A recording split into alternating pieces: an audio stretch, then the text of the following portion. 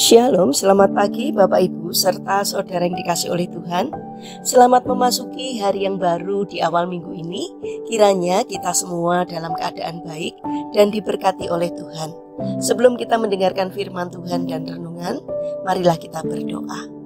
Tuhan Allah Bapa yang Maha Kasih, kami sungguh bersyukur atas kebaikan dan kemurahan-Mu, karena Engkau Tuhan yang selalu melimpahkan berkat-Mu kepada kami, sehingga kami pada pagi hari ini dalam keadaan baik. Itu semua kami alami karena anugerah-Mu, ya Tuhan. Terima kasih untuk setiap penyertaan dan pertolongan-Mu. Jika saat ini kami akan mendengarkan firman-Mu, urapilah kami dengan Roh Kudus-Mu, agar kami dapat mengerti dan memahami apa yang Tuhan sampaikan kepada kami melalui firman-Mu. Terima kasih Tuhan, di dalam nama Tuhan Yesus Kristus kami sambut berkat firman-Mu. Amin. Bapak Ibu serta saudara yang terkasih, bacaan firman Tuhan saat ini diambil dari TB2, Kitab Roma pasal 8 ayat 37. Demikianlah sabda Tuhan. Tetapi dalam semuanya itu kita lebih daripada orang-orang yang menang, melalui Dia yang telah mengasihi kita. Tema renungan saat ini adalah menjadi pemenang. Bapak Ibu serta saudara yang terkasih, dahulu kala ada seorang jenderal yang sangat menyukai permainan catur, dan beliau adalah pemain catur yang sangat handal. Namanya adalah Jenderal Tso. Suatu hari Jenderal Tso dalam perjalanan dinasnya melihat sebuah gubuk yang pada dindingnya tergantung papan bertuliskan pecatur terbaik dunia. Tentu saja hal tersebut membuat jenderal penasaran. Ia segera mendekati gubuk tersebut dan menantang pemilik gubuk itu untuk bermain catur dengannya. Sang jenderal pun akhirnya memenangkan 3 set yang mereka mainkan.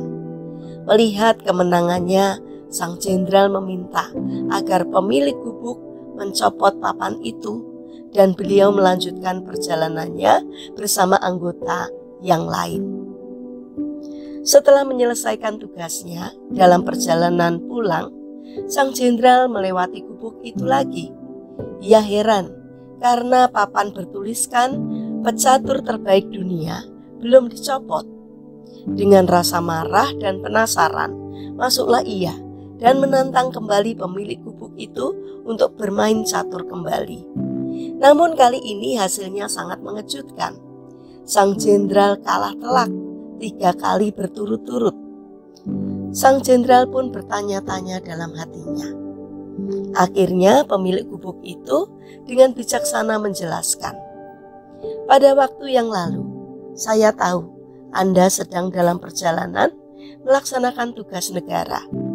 Maka saya tidak mau mengalahkan Anda untuk menjaga semangat juang Anda. Namun sekarang setelah Anda kembali dalam kondisi telah sukses melaksanakan tugas, tentu saja saya melayani tantangan Anda sesuai dengan kemampuan saya yang sebenarnya. Saya tidak akan mengalah lagi." Bapak Ibu serta saudara yang terkasih, itulah yang bisa kita artikan sebagai lebih dari pemenang. Ia bisa mengendalikan kemampuan atau apa yang ia miliki dan menunjukkannya pada saat yang tepat. Tidak semua persoalan harus kita tanggapi dengan marah dan segera mungkin. Namun ada kalanya kita harus duduk diam dan melihat semuanya, hingga pada waktunya ada saat yang tepat bagi kita untuk menyelesaikannya. Ingatlah sebuah pepatah yang mengatakan, mengalah bukan berarti kalah. Kita belajar dari hari ini untuk mengambil keputusan yang benar, yakni tahu kapan kita menunjukkan kemampuan dan keahlian kita, dan tahu kapan kita menyimpannya atau mengendapkannya sampai saat kita menunjukkannya dengan benar di saat yang tepat. Seorang pemenang hanya tahu cara menggunakan kemampuan untuk selalu memenangkan pertandingan. Namun seorang yang lebih dari pemenang memiliki hikmat dan kebijaksanaan untuk menggunakan kemampuannya dengan cara yang benar dan di saat yang tepat. Mari, milikilah jiwa seorang yang lebih dari pemenang, yaitu orang yang menang pada saat yang tepat, supaya kita dapat menjadi berkat. Mari kita berdoa. Tuhan Yesus yang Maha Baik, berilah kami hikmat-Mu agar kami dapat menggunakan setiap kemampuan yang kami miliki pada saat yang tepat, sehingga menjadi berkat bagi banyak orang. Bapa yang Maha Kasih, kami berdoa untuk bangsa dan negara kami. Berkatilah bangsa kami agar dapat menjadi bangsa yang semakin bijaksana dan tidak mudah terprovokasi oleh kelompok orang-orang yang tidak bertanggung jawab, yang hanya memikirkan kelompok atau kepentingannya sendiri. Tolonglah agar semakin banyak orang yang memiliki karakter baik di negara kami, supaya bangsa kami semakin hidup makmur dan sejahtera karena berkat-Mu. Bapa yang Maha Kasih, kami berdoa bagi mereka yang mengalami permasalahan dan kesulitan hidup. Kiranya Tuhan membimbing mereka sehingga mereka menemukan jalan keluar. Kiranya Tuhan berkenan hadir untuk menolong dan memberkatinya. Saat ini kami ingin menyerahkan saudara-saudara kami yang terbaring sakit. Kami memohon dalam pergumulan sakitnya, Tuhan berkenan hadir untuk menjamah, untuk mengangkat sakit penyakitnya, untuk memberikan kesembuhan. Terima kasih Tuhan. Kami ingin serahkan untuk setiap rencana dan aktivitas kami hari ini kepadamu.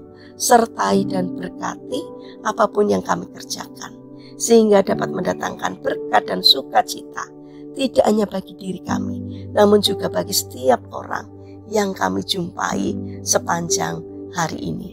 Terima kasih Tuhan.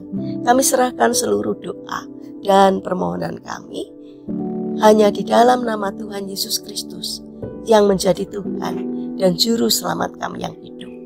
Kami berdoa. Amin. Puji Tuhan Bapak Ibu serta saudara yang terkasih, kiranya firman Tuhan dan renungan hari ini dapat menjadi berkat bagi kita semua. Haleluya.